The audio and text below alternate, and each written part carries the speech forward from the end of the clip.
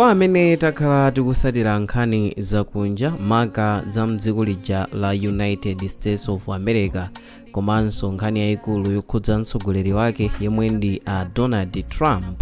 Akulu amenewa akhala akuonekera ma affairs osiyanasiyana ndi kutengapo gawo muzochitika zosiyanasiyana.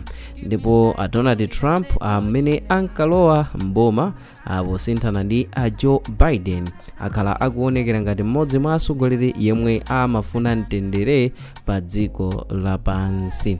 Ndiponso iwo amene ankatenga boma adalowa ndi logo ija yodziwika bwino yomwe amayitchula kuti Make America Great Again, imene cholinga chawo chachikulu ndichofuna kumpanganso America kukhala wamphamvu monga analili kale.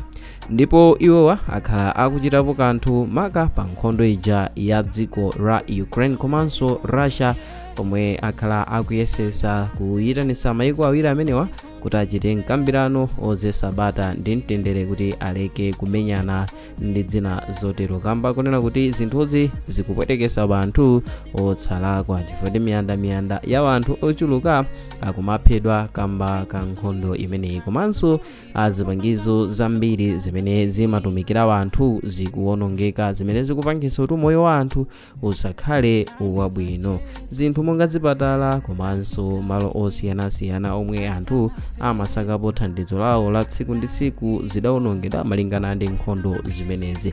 Komanso akhala akuchitapo kanthu pa nkhondo ya ku Israel komanso gulu lija la Hamas, imene Israel yakhala ikumenyana ndi anthu amenewa a Hamas mu mzinda uja wa Gaza, kumene anthunso ochuluka akhala akufako.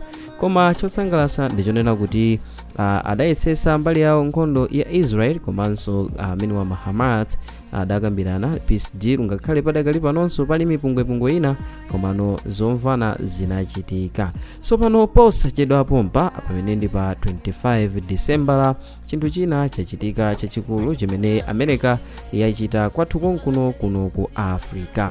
Ndipo mdziko lomwe tikhale tikulonjeka ndi mdziko lija la Nigeria, kumene kuli magulu ochuluka achifwamba omwe akhala akuchita chipongwe wanthu popha anthu osiyanasiyana. Ndipo Donald Trump akhala akudzudzula magulu achifwamba amenewa kudzera mwa mtsogoleri wake wa dziko la Nigeria kunena kuti maguluwa alekeretu kupha anthu. Ndipo malingana ndi kafukufuku zinapezeka kunena kuti anthu omwe akuphedwawa ndi Akhristu, ndipo eni maguluwa ndi anthu a mtundu wa Chisilamu.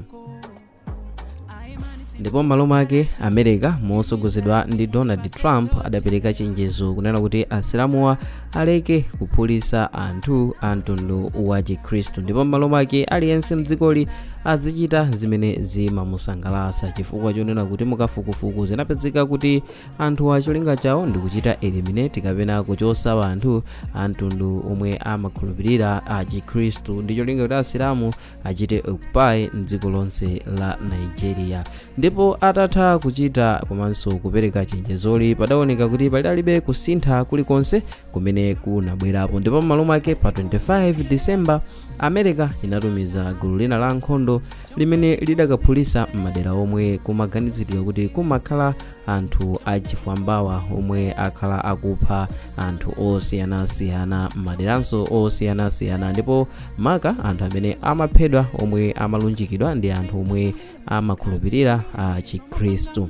Ndipo malingana ndi atsilikaliwa adaphulisa kumeneko ndi kuphakonso ena mwa anthu omwe akuganiziridwa kuti ndi agulu la anthu omwe amachita zachiwembu kumeneku ku Nigeria. Ngakhale izi zidachitika motero, zolankhula zambiri zidachitika.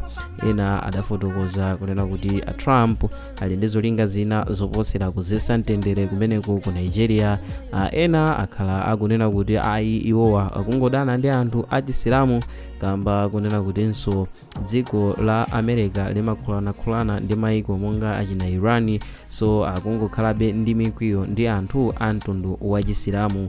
Ena adali kupereka mafunso kunena kuti ndi chifukwa chani nkhondo ya ku Israeli sadayirerese mwachangu, chifukwa chonena kuti Akhristu omwe ndi mtundu wa Israeli ndi amene amaoneka kuti nkhondo iyi ndi omwe akutsogola. Komano chifukwa kuti panopa ku Nigeria ku anthu a mtundu wa Chisilamu omwe akupha anthu ndi amene akuonekera kwambiri, ndi chifukwa chake a Trump atengapo gawo loonesa ngati akubweretsa mtendere. Cholinga chawo chili chofuna kudefenda akhristu chifukwa kuti iwo amadana ndi asilamu. Kulankhula kumeneku kudali kulankhula kwa anthu osiyanasiyana, ndipo mmodzi mwa anthu amene adalankhula ndi wamkulu wa chipembedzo cha chisilamu kumeneku ku Nigeria, kunena kuti a Trump amangodana ndi anthu a chisilamu komano osati iwowa cholinga chawo ndi kufuna kubweretsa mtendere. Ndipo mukulankhula kwawo amenewo adalankhula kunena kuti adakalola nkhondoyi ichitike ndi anthu okhulupirira okha. Malingana ndi chikhulupiriro cha chisilamu amafotokoza kunena kuti omenya nkhondo amayenera kukhala anthu oyera okha. So amenewa asilikali mdziko la America ndi anthu odetsedwa, akanasiya nkhondoyi amenyenso anthu omwe ndi oyera, ndiye kuti mwachidziwikire afuna apereke tanthauzo loti amene amayenera kumenya nkhondoyi ndi anthunso achipembedzo cha chisilamu polimbana ndi anthuwa ngatidi anthuwo ali zigawenga. Koma ngakhale anthu adalankhula zimenezi, a Donald Trump sanatekeseke maka pa chiganizo chawo chimene adachita, ndipo sadachite regret kapena kupepesa pa nkhani imeneyi. Malo mwake adapitirizabe kuchenjeza magulu achisilamuwa kuti akapitirizanso dziko la America lichitaponso kanthu. Komanso mutsiku la lero tifuna tikuwuzeni kuti mtsogoleri wa dziko la America a Donald Trump waneranso kuti akhoza kupitirira kuthira nkhondo potumiza mabomba ku Nigeria ngati asilamu mdzikolo apitirire kuchita chiwembu kupha akhristu. Ndipo malingana ndi samba la pautatavu kapena kuti pa internet la New York Times, a Trump amayankhapo za mabomba omwe America inaphulisa ku Nigeria kulunjika kwa zigawenga za chisilamu siku la Christmas. Mumawu wake mtsogoleri wa ku USA anati boma la Nigeria ndilo lidawapempha kuti akhoza kuthira nkhondo zigawengazi zomwe zili kudera la kumpoto chakumadzulo kwa Nigeria. Ndipo ngakhale kuti mlangizi wa Trump ku Africa adanenapo kuti zigawenga za chisilamu komanso Boko Haram zapha kwambiri asilamu kuposa akhristu, izi sizidaphule kanthu. Ndipo Trump adasindikabe kuti akhristu ndi amene akuphedwa kwambiri.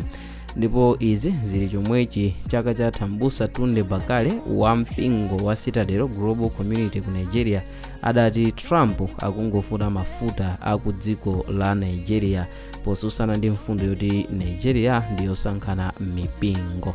So mukulankhulanso kwa amenewa Mbusa Tunde Bakale yemwe tafotokoza kale kuti ndi wampingo wa Citadel Global Community kumeneku ku Nigeria, akuti zolinga za a Trump sikuzesa mtendere koma cholinga chawo chachikulu ndi chofuna kutenga mafuta kumeneku ku Nigeria kuti adzipita nawo mdziko lawo. So iwowa akufotokoza kuti a Trump akuchita pretend ngati munthu amene akufuna kuzesa mtendere kumeneku, koma zolinga zawo zili zazikulu zomwe ndi zofuna kuba mafuta a mdziko limeneli la Nigeria. So pano zolankhula zikumakhala zovuta kuti tizimvesese ponena kuti nzika zomwe za ku Nigeria zikumaonesa ganizo lodana ndi a Trump, pamene ena tikumaona mu ango yonena kuti mwina achita bwino chifukwa kuti zigawengazi zikumapha anthu osalakwa. Koma mosiyananapo ndi momwenso anthuwa akamafotokoza akumaonesa kunena kuti alibe ndi udani uliwonse ndi gulu